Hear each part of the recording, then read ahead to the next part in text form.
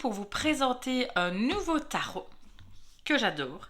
C'est le tarot interdit Vampiria par Victor Dixen et réalisé par Emmanuel Iger et Nicolas Jamonneau, des éditions 404. Donc voici le tarot.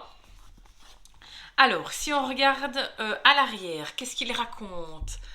Donc, lectrice-lecteur, tu tiens dans tes mains le tarot interdit, pièce maîtresse de la bataille éternelle entre la lumière et les ténèbres, qui s'étend dans tous les mondes. Ce jeu de cartes, proscrit par le roi des vampires, est un formidable outil de vie au quotidien. Chaque chemin que nous empruntons nous rapproche de la lumière ou nous en éloigne. Parfois, ce sont nos propres ténèbres qu'il faut affronter pour aller de l'avant. Tout cela, je vais te l'enseigner ici. Signé L'œil des innocents. Et en dessous, le tarot interdit s'adresse aussi bien aux débutants qu'aux experts du tarot divinatoire. Ces 86 cartes magnifiques réinterprètent les arcanes majeurs et mineurs, puisant dans le riche imaginaire baroque des romans de la saga Vampiria, qui a été écrite du coup par Victor Dixen. On peut avoir des livres, je crois qu'il y en a 3. Elles sont accompagnées d'un livret de 96 pages pour apprendre à faire ses propres tirages et éclairer, je vais y arriver, son chemin. Et il est au prix de 19,95 €. Donc voici la boîte. Donc c'est une boîte en carton avec du vernis sélectif dessus. Vous voyez? Je regarde si on le voit bien comme ça. Oui, ok. Je l'ouvre. Donc ici il y a une petite encoche pour pouvoir l'ouvrir facilement. Hop, et je l'ouvre. Alors, à l'intérieur, on a, comme dit derrière, un livret de 96 pages. Donc le voici. Alors, je trouve que le livret est super bien fait. On va le regarder de suite après. Et les cartes sont positionnées comme ceci à l'intérieur. On ouvre les 2 encoches et on prend après les cartes. On va un peu regarder, avant de regarder les cartes, le petit livret. Alors moi, ce que j'adore, et vous allez remarquer de suite dans ce livret-ci, c'est que c'est un peu comme une histoire. Donc moi, je l'ai franchement tout lu. Même chaque arcane, j'ai tout lu. Donc ici, ben voilà, on l'ouvre. Donc les clés du tarot interdit Vampiria. Et alors le sommaire, déjà ça vous donne un petit peu l'idée. Sommaire 1. À celle ou celui qui trouvera ce coffret. Puis, mise en garde, un monde en proie aux ténèbres. Enfin voilà, on voit un peu le style. Et en fait, c'est comme si c'était vous qui aviez trouvé ce livre-là. Donc je vous lis un petit peu pour vous montrer. À celle ou celui qui trouvera ce coffret. Donc, le tarot. Mise en garde. Lectrice, lecteur. Prends garde. Si tu lis ce carnet, c'est que tu as trouvé le coffret en bois d'ébène où il était glissé. Je m'apprête à le jeter hors de ma cellule pour qu'il échappe aux vampires qui m'ont enfermé ici. Donc, en fait, l'histoire, c'est l'histoire, regardez comme ici c'était marqué derrière, de l'œil des innocents, qui a été, si vous voulez, séquestré par les vampires. Et il doit chaque fois utiliser les cartes pour les vampires pour leur donner des informations. Donc, si je vous explique en 2 mots, sans trop vous spoiler tout, c'est le roi Louis XIV qui, avec un mélange rituel alchimique, a réussi à se transformer en immortel en vampire. Du coup, tous les autres monarques d'Europe se sont dit « Ah ben nous, on va faire pareil ». Donc, ils ont fait le même rituel alchimique. Ce qui fait que tous les dirigeants sont devenus des vampires et qui ne sont pas les plus gentils. Du coup, les mortels, eux, essayent de se défendre et de se battre contre les vampires et surtout vaincre. Alors, et le tarot va vraiment les aider. Alors, quand on continue le livre, donc ça explique tout ce que je viens de vous dire, mais vraiment en détail et tout ça. On a un chapitre comment utiliser les cartes, comment tirer le tarot interdit. Alors on a ici, moi, mon avenir le conseille. Alors, les arcanes majeures, donc ce sont les cartes des vampires et mortels. Dans les arcanes majeures, c'est chaque fois les vampires, ça va? Et les arcanes mineures, ce sont les mortels. Donc voilà. Et alors, quand on regarde les pages ici, à chaque fois, donc les arcanes majeures, ici on voit la carte du fou, elle est en couleur. Ça explique un petit peu ce qu'il y a sur la carte, le sens divinatoire, les clés, la force, la faiblesse et quand elle est en position inversée. Donc on a l'alchimiste qui équivaut au magicien, au battleur. Ok, donc le nom des cartes est un petit peu modifié à certains moments. Enfin, moi, ça ne me dérange pas du tout. Mais pour vraiment les débutants, ça peut un petit peu perturber. Mais à savoir que l'ordre est toujours le même dans le tarot. Donc, c'est quand même assez facile à se repérer. Donc, voici pour les arcanes majeures. Après les arcanes mineures, là, donc c'est la carte des frondeurs mortels. Ils considèrent chaque suite comme les armes. Description de chaque série. Donc, les 4 armes du chasseur de vampires. Donc, il y a les miroirs, qui équivaut en fait aux coupes. Il y a l'argent, qui équivaut au denier. Le pieu, qui équivaut au bâton. Et l'épée, aux épées. D'accord? Et ça, chaque fois dans le livre et dans le jeu de tarot ici, c'est des armes contre les vampires. Alors, donc voilà. Ce qu'on peut voir aussi, c'est que, là on a les arcanes mineurs, c'est qu'il n'y a pas que 4 personnages de cour, il y en a 6. Ok? Donc en fait, ils ont chaque fois féminisé et les cartes. Donc si je retourne dessus, mais je vais vous les montrer en vrai, on regardera un peu plus quand je vous montre les cartes. Je vais aller ici. Il y a l'éclaireuse de miroir, l'éclaireur de miroir, le cavalier, la cavalière de miroir, cavalier, ok, commandant de miroir et le commandant de miroir. Donc là c'est la reine, le roi, ok. Alors on va un peu regarder les cartes. Ah oui, je voulais vous montrer avant, je vais un peu trop vite. Il y a quand même pas mal de tirages. Donc je vous ai à 3 cartes. Le tirage de la clé. Ici le tirage du glaive. Ensuite tirage du petit chemin. Tirage de la longue vue. Tirage de la lettre parfumée. Tirage du serment de sang. Tirage de la croisée des chemins. Et ici, il y a des exemples. Donc, ce qui est bien, c'est qu'il donne un exemple de tirage avec l'analyse. Et je trouve aussi vraiment très très bien, c'est qu'on a à la fin un tableau récapitulatif des différentes arcanes, majeures et mineures.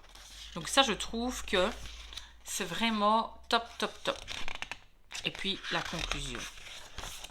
Et là, c'est les livres de la saga de Vampiria de Victor Dixen. Ok?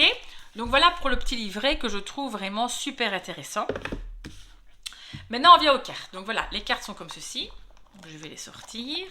Elles sont pour une fois dans l'ordre parce que je ne l'ai pas encore utilisé exprès pour ne pas mélanger les cartes. Donc je les ai toutes regardées évidemment. Et on va regarder les cartes. Donc voilà le dos de cartes. Donc comme ceci. Alors je trouve que ce sont des cartes de vraiment très bonne qualité. Elles ont un effet mat ou satiné. C'est pas un mat, c'est pas peau de pêche, c'est pas brillant, mais on voit un peu le reflet de la lampe. Vous voyez un peu le style de carte, ce que c'est. Et alors, elles glissent, elles ont l'air franchement de glisser super bien. Je tenterai après de les faire glisser, enfin de les brasser. Donc ici, on a le fou. Et ce que je vais faire, on va regarder ce que ça raconte sur le fou dans le livre. Je retourne au fou. Voilà le fou. Le fou. Donc si je lis le fou, comme ça vous voyez un petit peu comment ça se raconte dans le livre. Le sens premier. Un tout jeune vampire vient d'être transmuté.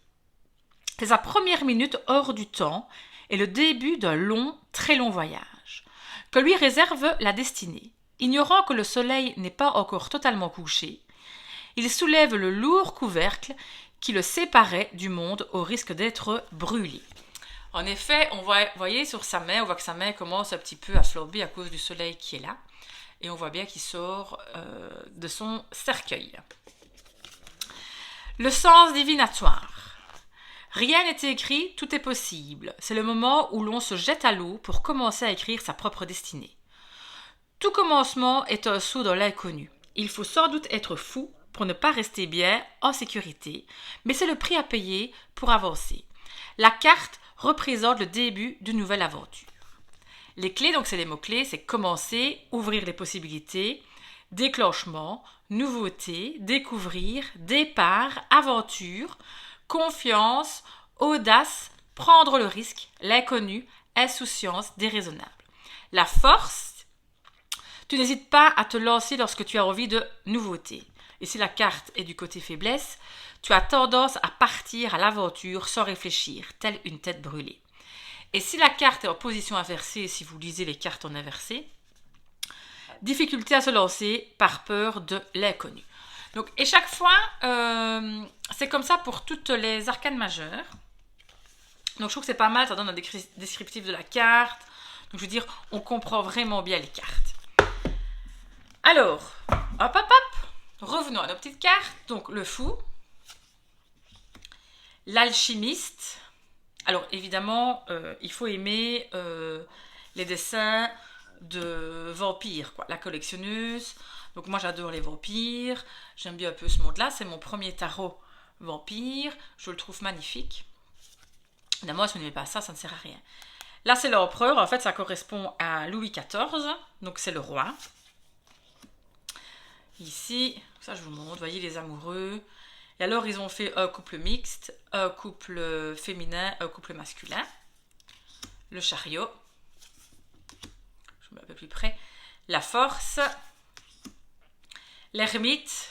Vous voyez, petit ermite ici. Il met toujours sa lanterne. Alors, la roue des possibles, la roue de fortune. La justice. Le pendu. Je l'adore, cette carte du pendu. Je trouve qu'elle est magnifique.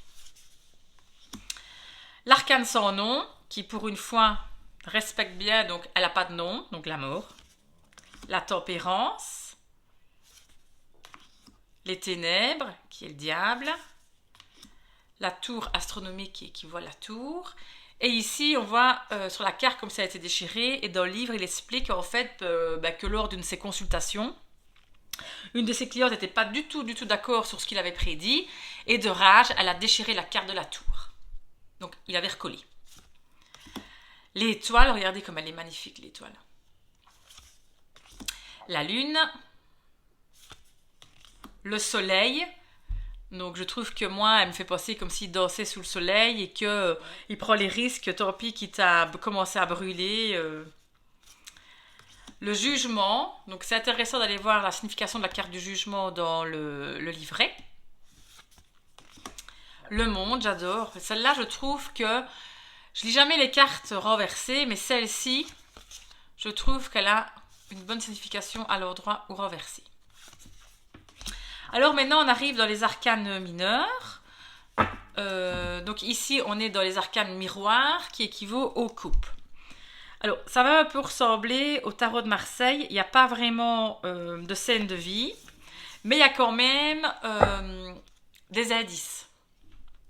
Donc, l'as de miroir, le 2 de miroir, qui sont face à face, le 3 de miroir, vous voyez le petit triangle, donc le 3 de coupe, c'est être ensemble, faire la fête et tout ça.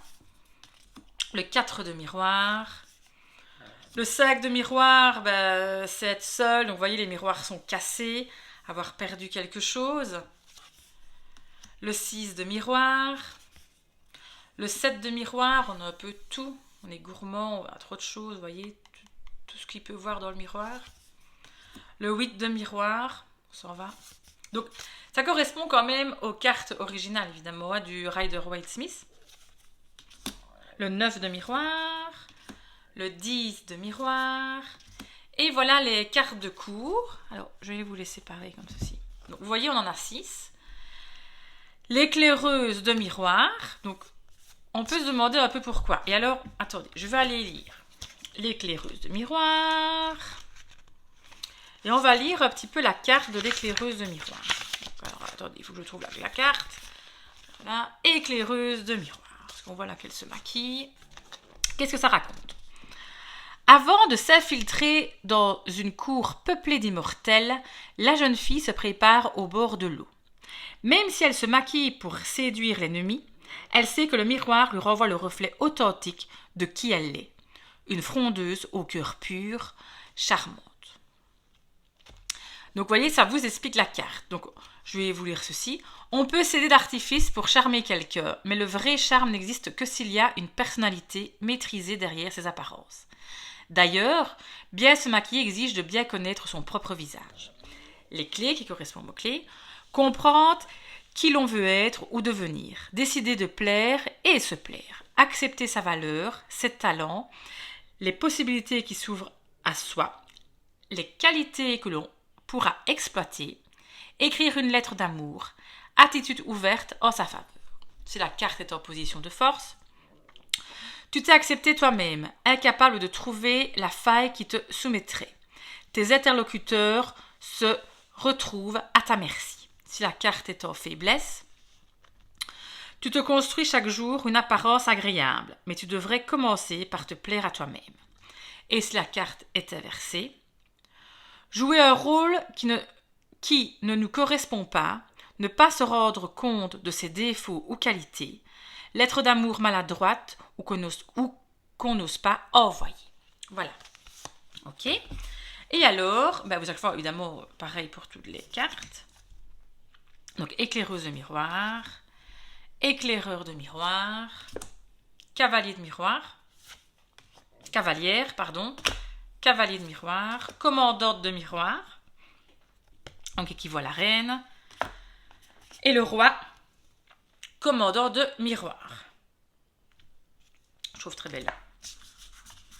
Alors après, hop, on est au denier, ici renommé argent, as d'argent, 2 d'argent, vous voyez, on voit le symbole comme ceci, un peu de l'infini dans la carte du 2 de denier, un peu comme le jongleur, 3 d'argent, le 4 d'argent, le 5 d'argent, le 6, le 7, le 8 d'argent, le travail, le 9 d'argent dans la prospérité et le 10 d'argent.